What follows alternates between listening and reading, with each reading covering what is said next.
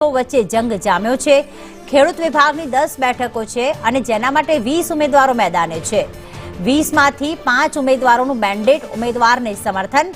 વેપારી વિભાગની 4 બેઠક માટે 16 ઉમેદવારો મેદાને છે તો ખેડૂત વિભાગમાં 260 જેટલા મતદારો મતદાન કરી રહ્યા છે। વેપારી વિભાગમાં 806 મતદારો મતદાન કરી રહ્યા છે। પૂર્વ ચેરમેન દિનેશ પટેલ બિનહરીફ ચૂંટાયા છે। દિનેશ પટેલની ખરીદ વેચાણ મંડળીમાં ઉમેદવારી એટલે કે મેન્ડેટ મળ્યું હતું ને તેઓ બિનહરીફ રીતે ચૂંટાઈ ગયા છે। ધારાસભ્ય કે પટેલનું જૂથ પણ ચૂંટણી મેદાને છે અને બીજી તરફ પૂર્વ ધારાસભ્ય નારાયણ પટેલનું જૂથ પણ મેદાને છે, જ્યારે પૂર્વ એપીએમસી ચેરમેન દિનેશ પટેલનું જૂથ પણ મેદાને છે અને 3 ભાજપના જૂથો છે જેમની વચ્ચે જંગ જામ્યો છે।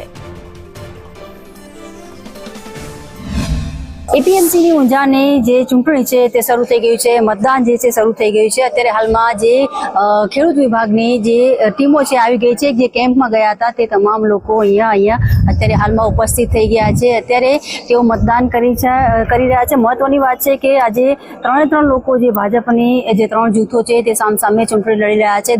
સ્થાનિક ધારાસભ્ય છે તે પણ અત્યારે હાલમાં આ ચૂંટણીમાં મેદાનમાં આવ્યા છે।